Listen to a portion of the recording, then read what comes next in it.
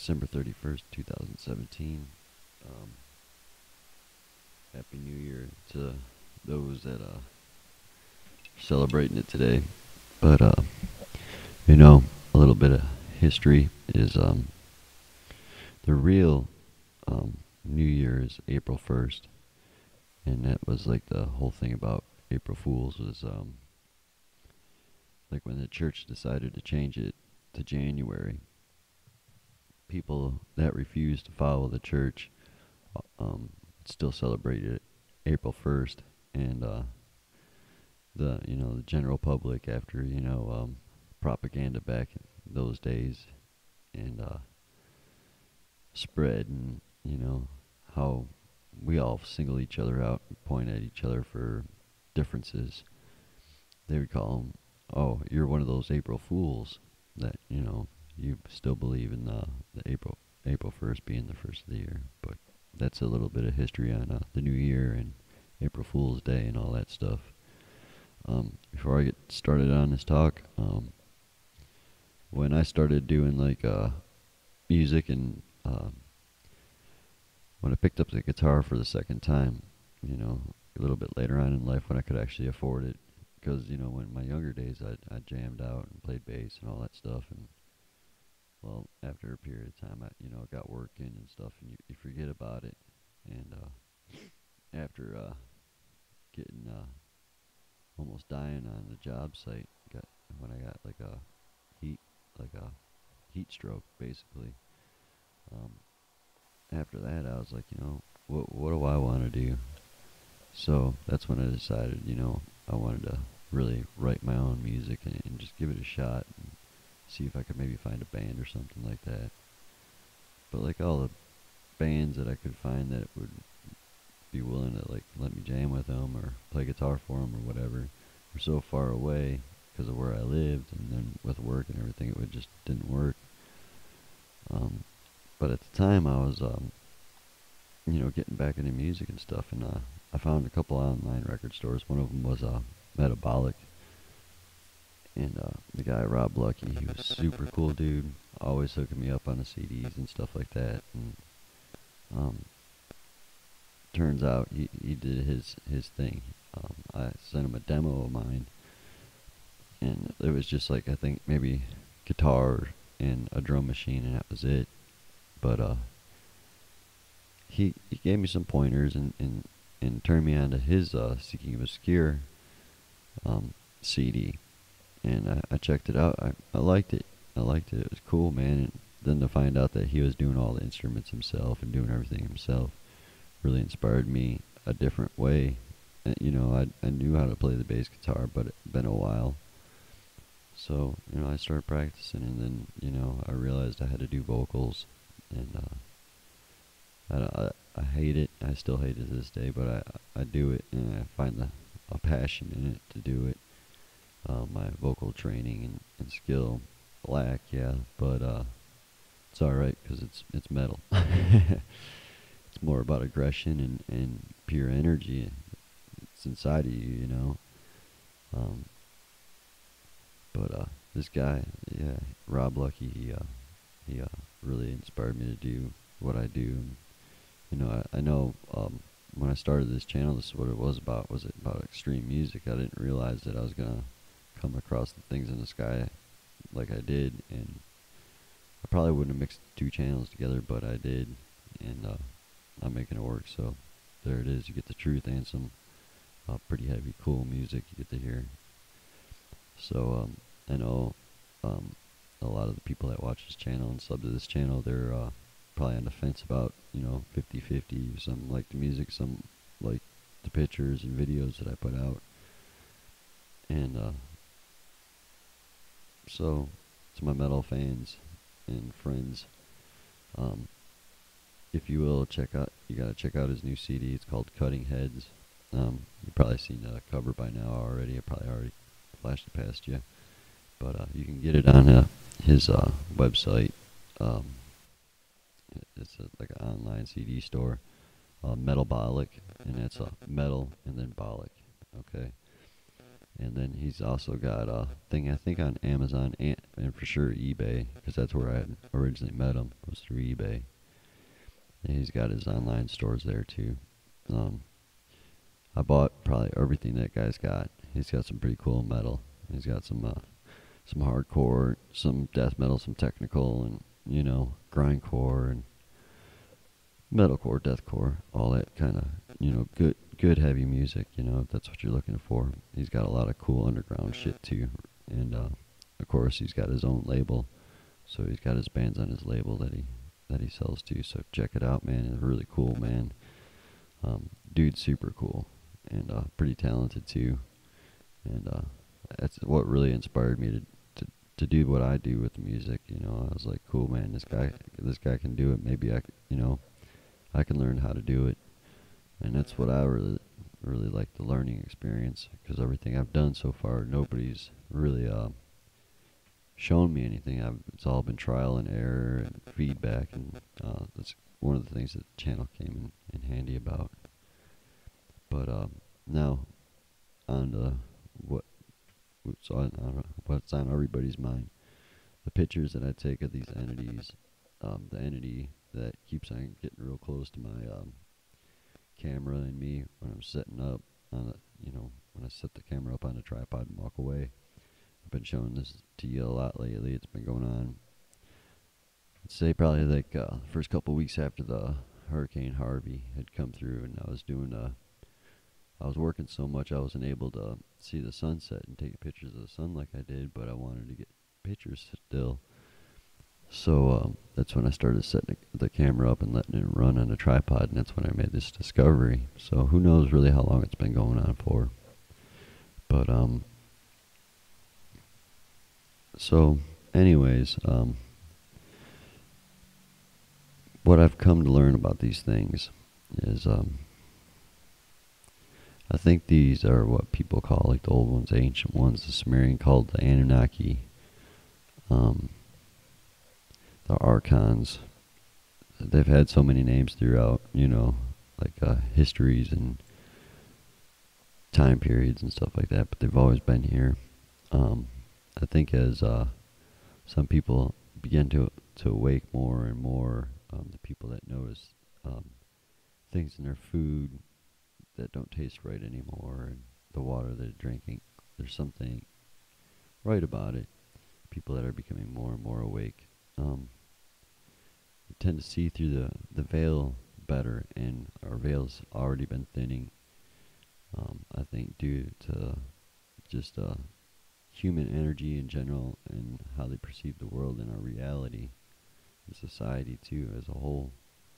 But I think too, you know, the D wave and CERN thing. When you start dumping any matter, black matter, or whatever you want to call it, just dumping it into wherever, it's gonna have some kind of negative reaction. And I think this is a lot of the CERN doing. Just by the pictures they shown in an art show, they're showing an art show, and there's a photographer that worked at the CERN facility that was getting the veils, the two dimensions bleeding together, and they showed it and outright said that's that's what it was, and not too many people caught that. But so this is what I believe. I'm going to show you some pictures of as what our ancestors and people from the past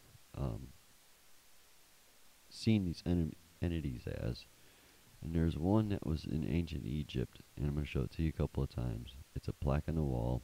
It's in gold, and it shows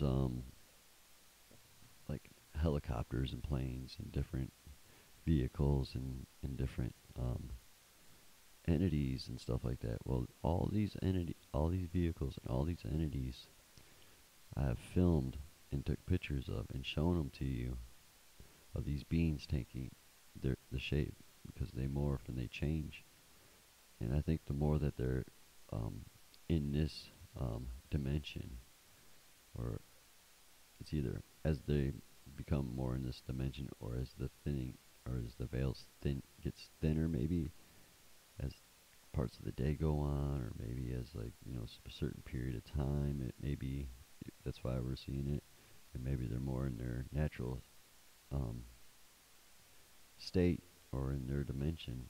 Somehow we're seeing them, and it seems like one of the two's happening.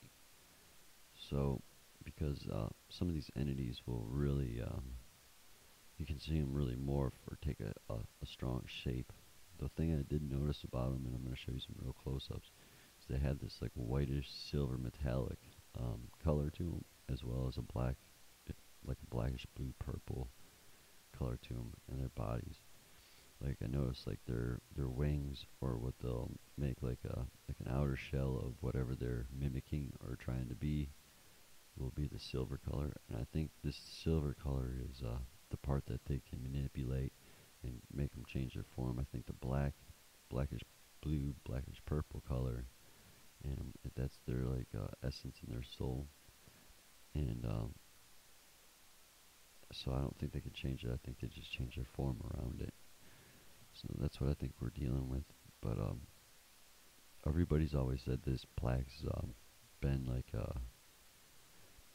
um, like technology they had back then, and I think that's a possibility.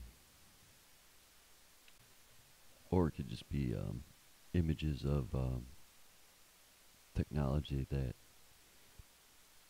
humanity copied from them. Because if you really look at the pictures I've shown you and the things I've shown you, we the things like that we see in products and stuff that we use, you can see the technology almost being copied from them. Um, like planes and stuff like that. Because if they are the ancient ones and the old ones, they were here way before us and had that design already planned out. And then you start to see um, how much they've dictated humanity and people in power, um, how much they've influenced them. I mean, to me, it's just some negative force. Well, I don't think they're all negative forces. I think there's a good and positive um, entities that I've filmed, and I think that's the ones we've seen fighting. I've shown you them dog fighting in the clouds, and I've shown you them fighting individually, and I've shown you dark masses and a lighter mass going after it. So there's some kind of battle between these entities, which would make sense because if you look into the Anunnaki story, that they're at war with some other race like them or another race of entities, and the story is probably there's probably a lot of accuracy in it, I'd imagine, but I don't think it went down quite like that. They're gonna tell a story the way they want to tell their story, and you come down, no, no matter how advanced the people are of that time, dimensional entity come to you and want to talk to you, start showing you all these crazy things that we could do with what we have here on Earth, and different inventions and different things. They're not really going to question these entities, these beings. They're going to worship them like a god, or I think if you give a lot of thought to these things, I think they make them more powerful, and I think that's why. Well, at least for me, that's why I see a lot of stuff uh, that's been copied from these entities, and I think just the fact that something's been copied from their technology into ours every time that it gets used, that it's a good possibility that it could give that entity power in some type of way.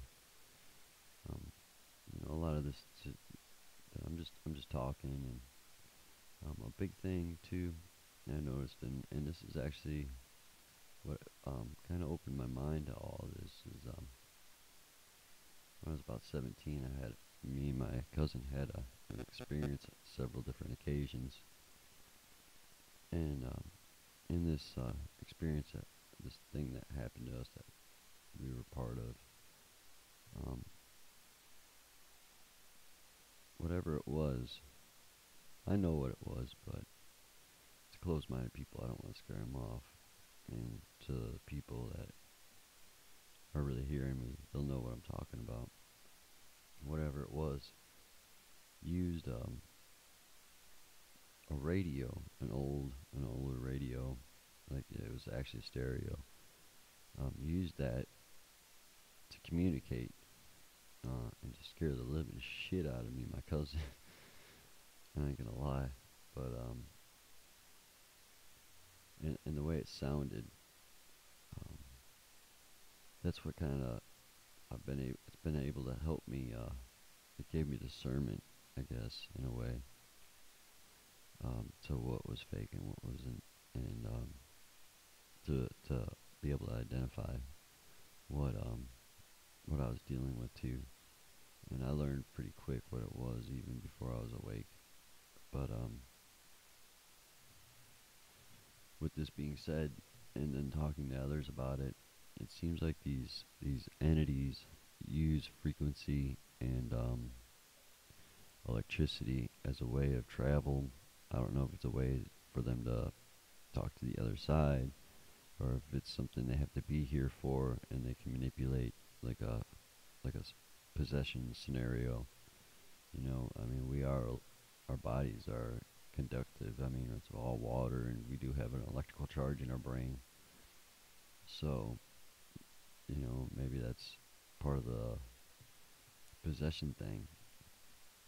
And if you want to be able to better understand what I'm talking about, as far as frequencies and tones and them using like power that comes out of your wall from a power plant, that type of electricity as a way of travel or communication. Um, there's a channel. It was the guy. It was a long time ago. The guy was called NASA Jim. Check out his little bit of talks, and now you know. Um, Now you know about this stuff and where I'm coming from and been showing you. Take a listen to his little quick videos. I guess he was dying, and this was like his confessions on the deathbed. There's a couple of them in particular, like when he says he's gonna tell you what an actual gray alien sounds like, or an actual alien sounds like, and he plays that frequency. When the radio thing happened, this is what first came over the radio, and it was just that sound alone. When it comes over like a stereo system, man, it'll make your heart sink in your stomach. And what when the things were coming through the radio, like their voices or whatever it was, the whole time, if it got the situation became more intense, this frequency thing would get louder and louder. It happened on 3 different occasions, and each time it just didn't happen for a second. It happened for a long period of time. Yeah, the first time it happened, it went on for so long, and it got so intense, we just had to leave. So, because it happened in our apartment, and it was the strangest thing. But maybe I'll get more into it later on. But that's what I got for you. I'll try to leave some music if I have some time. I got some new technology finally. I'm not back on my backup computer. I actually got a pretty nice computer, and probably the better one I've ever had. And so hopefully I got it all worked out right, and got all my video editors and stuff ready to go, and I can give you a really good video with this talk. That's what I'm hoping for. But if not, I apologize, and maybe next week I'll have all the little odds and ends figured out on this thing, and my video editor up and running properly, and understanding the program. So that's what I got for you. Y'all take care. Remember, this is just some food for thought, I guess, if you will. You know, I mean, the only evidence I have are the videos and pictures that I got, and the little bit of interaction I've had with these things. So there's really no manual or handbook or not very many people to talk to that's experiencing this stuff. I mean, the people that are experiencing this, I try to talk to as much as I can, and because even if I might have some information I could give them to help them, or maybe they have something they can help me with, just try to keep ourselves aware and awake to this situation. I try not to dwell on it too much. I think giving thought too much thought into this and letting it consume uh, my mind, at least, is not a good thing. So keep that in mind too when you look at these pictures. Not to afterwards, I wouldn't give it too much more thought. And just armor up. You know what I mean? Those that need it and understand it, armor up. That's all I can say. Y'all take care.